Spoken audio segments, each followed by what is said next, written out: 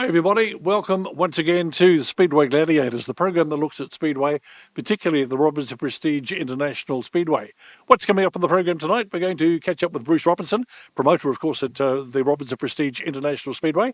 The Manawatu Speedway Club has been around for quite some time. We catch up with committee member Phil Pirie.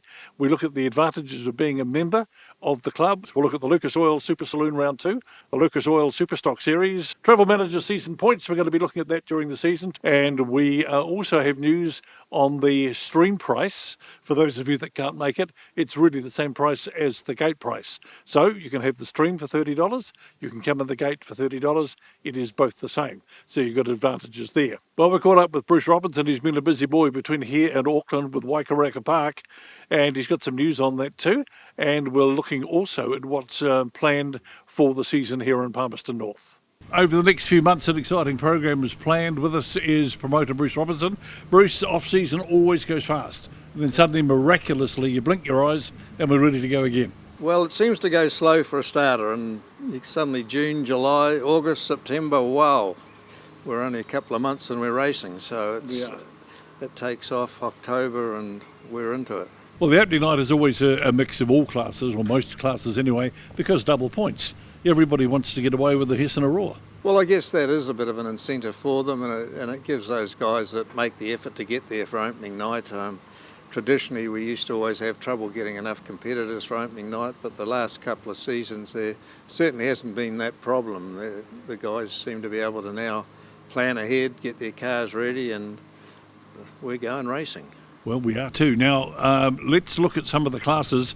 Rumour has it that the Superstock class is looking pretty good. Superstock class particularly, seems to be a resurgence in that class, in fact nationally really.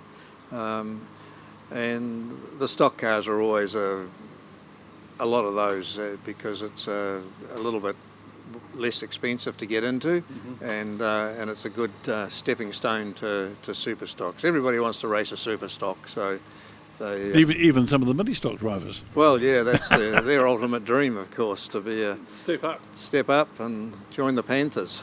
Now, just talking of mini stocks, we always get a good turnout of mini stocks. In fact, it's sometimes very, very difficult to accommodate all the Palmerston North registered ones, and there's a wait list for out-of-town registered cars. Yes, you've got to, if you want to come and race here, you've got to register, and if we've got room on the program as far as numbers go, you'll get an invite right at the end of the week, and you can come and race. Now, the classics have had they're coming out of our ears. Oh, what's happened there? Well, I mean, are they finding more cars, or are they just replicas of the original cars? No, a lot of them are the original cars that have been rebuilt, and of course, as years go on, you qualify as a classic stock car because of the age limit, I guess, that they put on them, and you're getting cars that are still racing today that are in the classic class, really.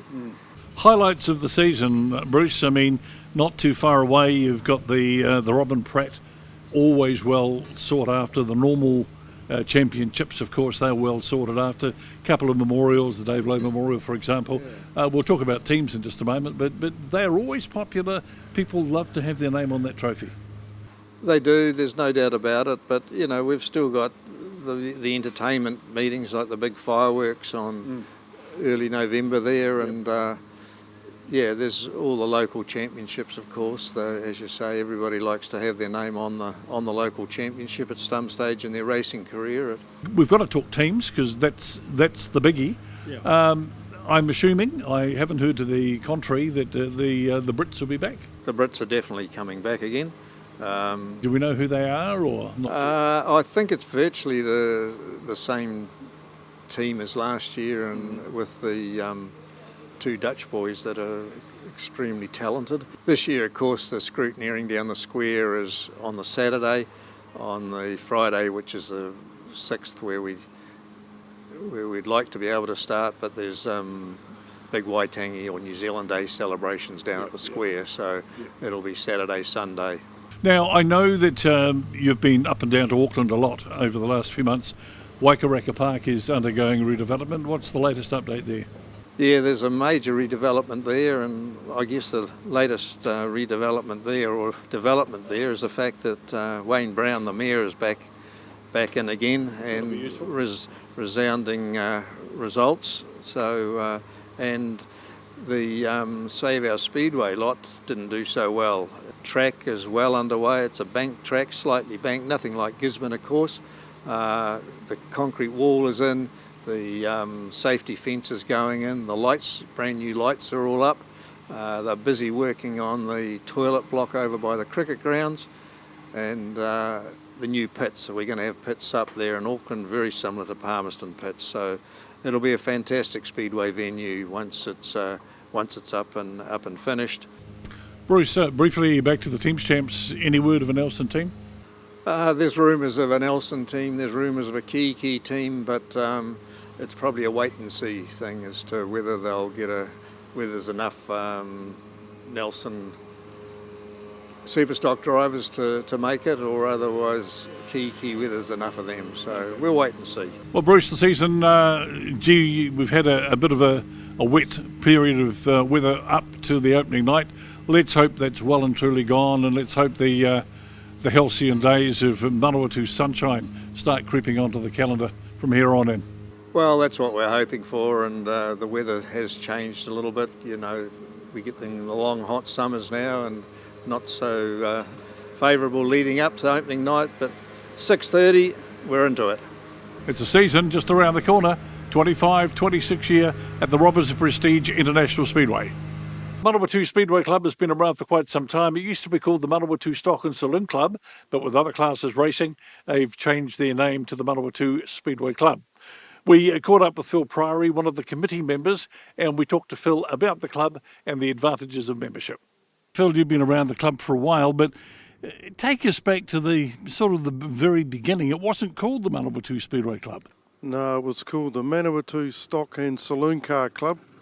First formed in 1963, and about 30 years later in the mid-90s, the committee decided that it really wasn't an appropriate name because of all the extra classes coming in with saloons and street stocks and the open wheelers and the bikes. Yes. So it became the Manawatu Speedway Club. The formation of the club was obviously to start awarding trophies. And in the trophy cabinet in the club rooms, we've got a lot of historic trophies there. I think the club's got something like about 70 trophies, half of which probably are now historic and just for show.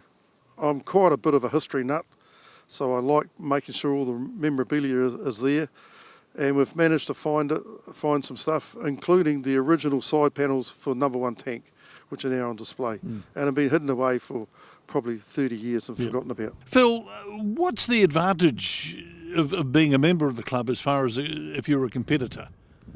Well, the good thing about being a member is that you've got all the news, you've got a facility there to come to for the drivers' meeting, you've also got a great social atmosphere for after the meeting, the prize giving's in there. There's some assistance with travel money, which used to be nationally, now it's just really related to around overseas travel.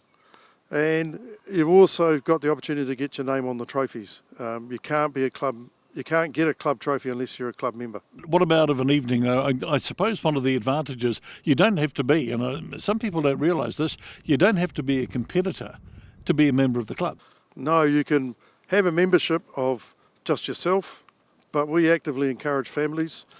And while it's $40 to join for just yourself, it's $50 for a partner and $60 for a family. And even if you've got a cricket team for your family, it's the same price. The advantage is, I think, if you are not a competitor, you have an opportunity to perhaps meet some of the competitors.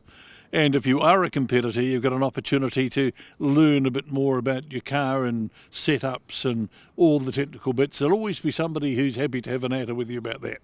Oh yeah, well that's the good thing about Speedway. When I first started driving about 25 years ago, a bit late in the piece, it was always help out there, and it's a very family orientated atmosphere. As I've always said, the track here is the best track in the world. I've been to Formula One stock car racing in the UK. We're just light years ahead of them, and the fact that it's in the middle of a city is so unusual. I don't think there's any other track in the world that I can think of that's got that advantage. Now, as far as the club nights are concerned, or just wandering in there after a meeting, I know you've got the raffles going, you've got the membership draw, and that can get up to reasonably serious money, can't it? Yeah, well, we've adopted last year a new policy of every driver or rider, doesn't matter the age, whether you're youth mini stocks or adults are running, put your name in the hat, and you get a chance to win a $50 bar tab. Obviously, the kids that are under 18, they're limited to soft drinks, or they can buy mum and dad something to pay back. You've also got raffles going. There's a meat raffle worth about $50, $60. There's a membership draw. What would you say would be the main reason for the club to be in existence? Well, the main reason is really to offer that opportunity for people in Speedway to come somewhere and socialise, and also get to understand and meet the other drivers, get some knowledge of what's happening. As a new driver, you really don't know the ins and outs unless someone takes you under the wing. And you may not get someone doing that, but you certainly will get help from any other drivers around. And you just got to get out there and socialise and become a member of the group, and it works really well. The main thing is that I found in my experience, the competitors, particularly those that have been around for a while, very, very happy to have a chat to you if your car's not performing right and not turning the corner right, and there's a problem. You won't have to go far to find someone who's happy to have a chat and give you some advice. Oh, there's lots of guys out there. I particularly remember a couple of seasons ago, Bones come up to one of the young mini stock drivers, and without him even asking, he said, "You've got to change this in your steering and it'll work out fine." Lots of people, particularly my age, want to pass on knowledge and just help out, because it's for the good of it's for the love of the sport. That's all it is. Do you just wander in on a after the meeting and say, "I'm so and so and I'm keen to join the club and this is my 17 children"? Yeah, if you just turn up at the club rooms, if we're not actually on the door, got set up, there's membership forms beside the bar. Otherwise, there's entry forms generally at the front table as you walk in, and you can just contact one of the club members. All right, well, Phil, all the best to the club. Thanks for spending a few minutes and talking about it. It sounds like the place to be after the meeting. And the membership's strong anyway, isn't it? There's a lot of members, but of course the strength of the club is in the membership. Oh, definitely. We could always looking for members, and I'll put a bit of plug in here. We're always looking for sponsors, because the sponsors gives us the opportunity to do more for the racing fraternity. Indeed. Phil Pirie, committee member of the Manawatu Speedway Club. If you want to join, as Phil said, very easy. When the club is open, just go in, say, "I'm Joe Bloggs," or you could use your real name if you like, and we'd like to join the club, and here's my 18 kids. Well, there's 3 families of us, but work it out, and they'll work it out for you. Manawatu Speedway Club, open race nights, and a lot of fun, a lot of great people.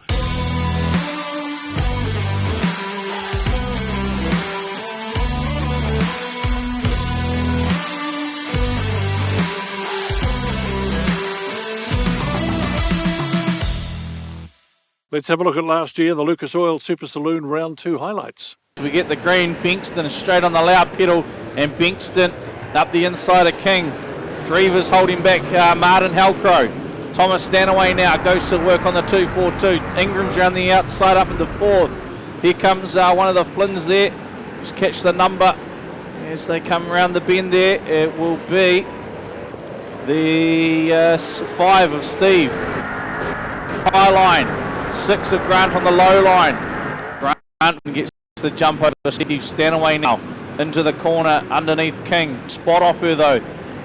She's got some drive up high, and it's a drag race down the front straight. Stanaway still tussling to get by the 242 of Ashley King.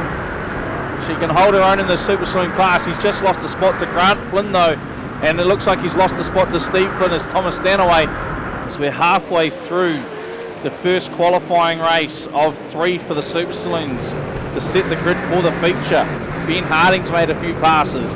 He's up into the 8th spot now. He's on the back of Martin Halcrow, and it looks like Grant Flynn has got by Ashley King. As Bankston still leads it over Ingram. Grant Flynn, Ashley King now gets it a bit sideways. Here comes Steve Flynn up the inside, down the grandstand straight away, and he gets the spot too. Stanaway, if he's quick enough, can get there. No, he can't. Ashley King, the queen of the arena in the Super Saloons, as Grant Flynn drops to the bottom for this last lap. They're 3 wide. Stanaway's up the inside. It's all on for the third spot. Bankston and Ingram are gone. The third spot, throw a blanket over them. Harding's in the wall. We're staying green to the line, and it will be Ashley King. Ashley King home in third. We get that green. Harding trying to hustle out the 95 of Graham Strong. Graham Strong, though, gets to the lead. Finished up second, the Manawatu Saloon title. It's Steve Flynn. Got all sorts of sideways trying to get by Ingram. Jordan Russ having a drive of the 10W tonight. Normally Todd Moffat. We got one in the wall. 2 in the wall, in fact. We get the green.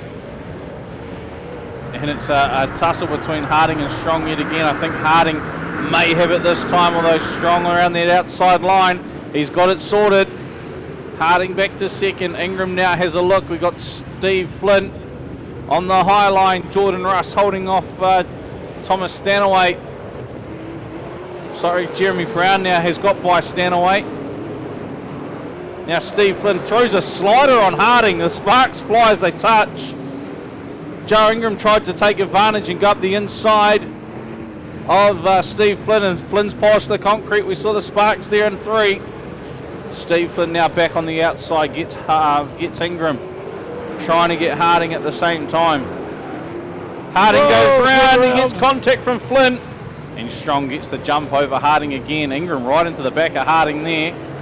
Steve Flynn gets his spot back, so no one deemed the cause of that caution. They all stayed in their placings. In fact, looks like Jordan Russ is giving it a run this time. He's gone to the high line over Ingram, trying to get the 10W Black Sheep Construction Levin Cars machine up into the top 4, and he's gone round the outside of Ingram, as is Steve Flynn, who goes round the outside of Ben Harding. Right on the tail. Oh, he caught the wall there, and Steve Flynn's all over the show. It's bumper cars. It's white flag, 1 to run this time round. Brown holding on, Strong holding on nicely. Brown trying to get to the outside of Ingram. Here comes Harding, last ditch effort up the inside, not to be though. Graham Strong out of turn 4 will lead us to the checkout. Ben Harding home in second. Joe Ingram back to Jeremy Brown, Steve Flynn, and Charlotte will set the pace, gets the green. 44 out high and wide. He's got Grant Flynn right in behind him. Dan Wanapira in the 27 holding off Halcrow, though Halcrow up the top goes to 24. Gets the move. Jordan Russ straight to the inside as well, looking for that 4th spot on Wanapira in the 27B. But it's still Charlin, the 44, leading it from Grant Flynn, Marty Halcrow, Dan Wanapira. Here comes Jeremy Brown to the inside of Jordan Russ now. The 18 on the move. The 10W up the top. We get back to Daniel Drever, Peter Bankston, Graham Strong, Kyron O'Brien, and Charlin scraping the concrete through 1 and 2. The 44. Charlin yet again gets that top line working. Look at Jeremy Brown down the bottom. Picks off Halcrow. Can he pick off Flynn? Oh, Charlin's back in the wall again. Entertainment Delight here. Keeps it in check. Was full sideways out of 4 with the 44. Still leading. Here comes Jeremy Brown though. He's up into second.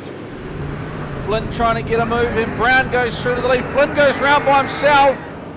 And Bankston manages to make contact.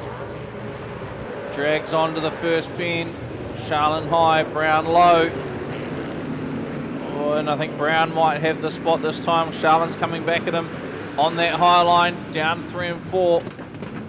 Brown just looks so much more comfortable on the bottom. Russ has got himself into third. I think Brown has now cemented the lead. Charlin had to catch the car into 1. We get white flag. 1 to run this time round. Jeremy Brown, 18B, holding on to that lead over Brendan Charlin. Jordan Rush just collected the wall there a wee bit. Manages to stay on track. Bankston holding off Strong. Halcrow going to make one more move. No, he doesn't. It'll be Jeremy Brown. He's going to qualify. He's going to take the win and get some decent qualifying points over Brendan Charlin, who was cleaning that concrete wall all race. We've got the green. Last time it looks like Jeremy Brown had a bit of a better start, but Bingston on that high line. He's hustling. Brown though to the bottom, gets the run. Graham Strong pushes Ingram wide. Moves up into third. Ben Harding trying to keep the 24 straight there. Nudge. Now Steve Flynn has the move on Ingram. Can he make it stick out of 4? Ingram's gone back to the bottom. Flynn drags him down.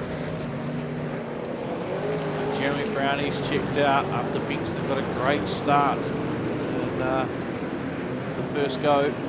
Look at Steve Flynn, got the high line working. Grant's trying to get up there and go with him as well. Bingston goes to the high line. Ingram down the bottom. It's Grant Flynn, he's got the sparks flying on the concrete. Graham Strong trying to fend him off on that high line as well now. As Joe Ingram goes by Bingston down the bottom, so 2 lanes really working for the different cars. 4 bars loving it down the bottom. And Grant Flynn on the top is trying to get by Peter Bingston. We've gone yellow. Oh, O'Brien and Steve Flynn. Grant Flynn comes in. Green's out this time. And it looks like Joe Ingram has got the second spot off Flynn, although here comes Flynn back on the high line. Jeremy Brown's holding on to the lead. White flag, 1-2 run. Jeremy Brown is Bingston lets Graham Strong through underneath. What's Flynn got on the high line here? Last corner, last lap. Jeremy Brown is going to hold on for the win, but the second place goes to Steve Flynn, the 5B, by 7/100ths of a second over Joe Ingram.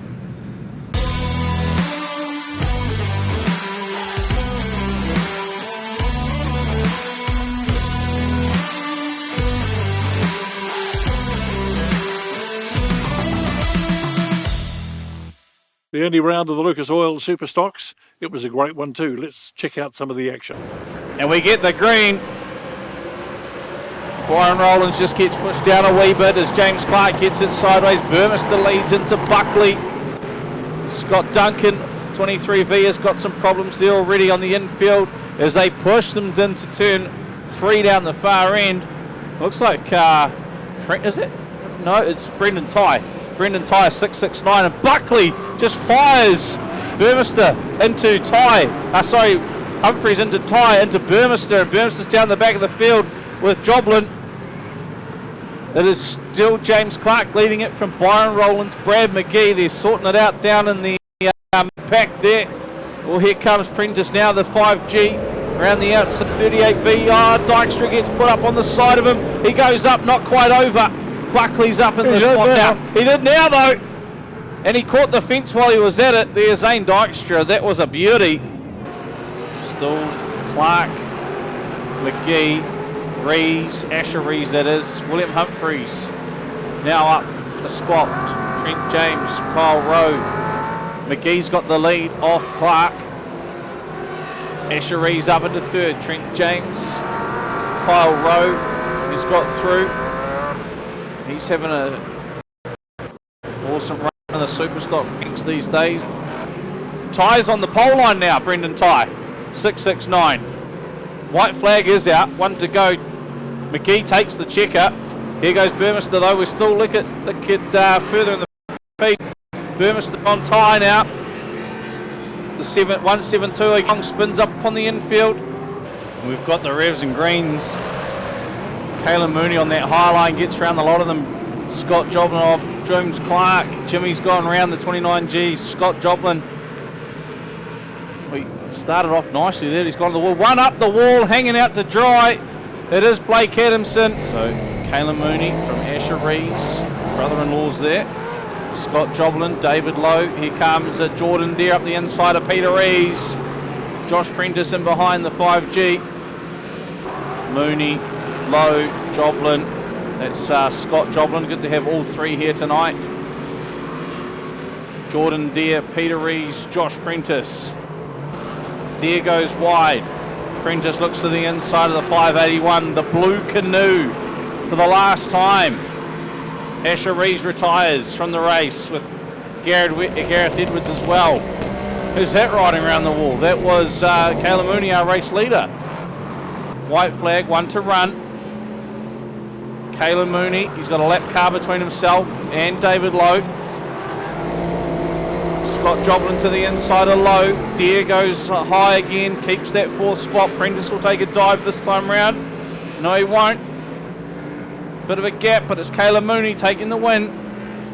Scott Joplin got the 2nd spot on the last lap. David Lowe, Jordan Deere. Off and away we go. Ty pushes out. James wide. Here comes Scotty Duncan up the inside and Josh Prentice. Scotty Duncan now tussling it out with Scott Williams. Almost 4 wide going through the corner. Brendan Ty in a tussle there. Zane Dykstra, Blake Adamson. Yeah, one that's Adam Joblin was stuck to his front bumper briefly. Jordan Deere battling away, and now Scott Duncan's gone wide in the 23V. He's going to pull to the infield here and out of this one. Jordan Deere, he was our top point scorer, which I thought with the feature race would see him start from the front. But the 581 down the tail was Asher Rees just gave Kaylin Mooney a big hurry up there, the brother-in-law. Asher goes at him again. Adam Joblin around the wall this time. Both Asher Rees and Mooney around the outside with Brad McGee. Prentice picks up Josh Prentice. Ty picks up Josh Prentice. David Lowe to the outside now. Goes by Peter Rees as well. Goes round him. And Brendan Ty is on the attack. Oh, Jordan Deere's been spun up. Goes to the tail of the field. Asher Rees is on the pole line as well now, the 94V. There's Jordan Deere stuck facing the wrong way. Surely we can get the 581 fired up. 7 laps to go. Brendan Ty on the pole line.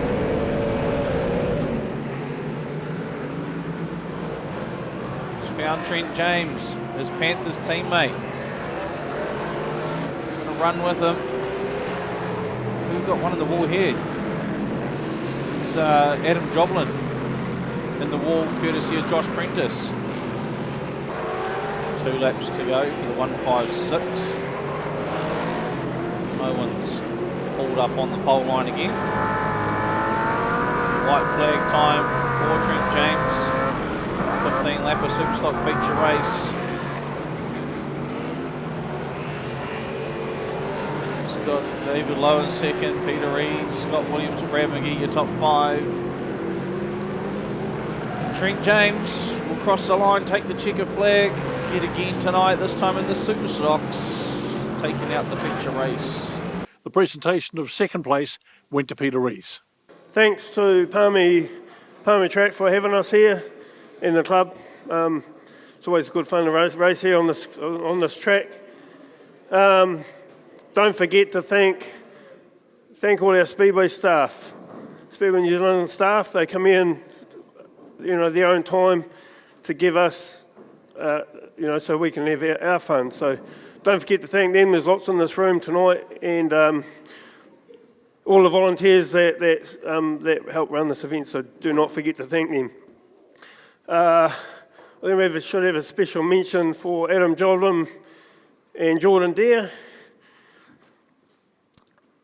Is Adam here? No, he's not. Giving up the last night of racing. 2 guys I've raced with for a long time, so it's been a pleasure. Good luck in your next venture, if there is one.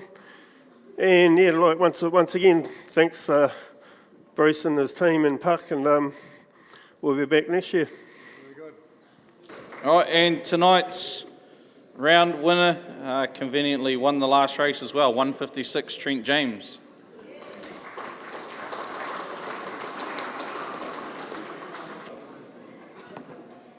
I'd just like to start off with a big thank you to Jaden and Jordan 80, all of Caleb's crew, everyone that kept the car going for the night, because I definitely didn't touch a spanner or anything all night with how many races we were doing, but just big thanks to Palmy, all the competitors, just thank you. Great speech.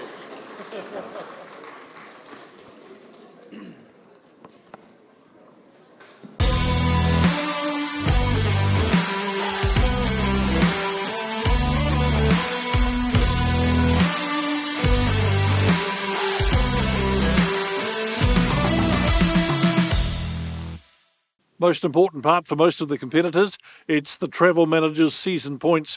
Let's have a quick look back to see how the 2024-25 season wrapped up.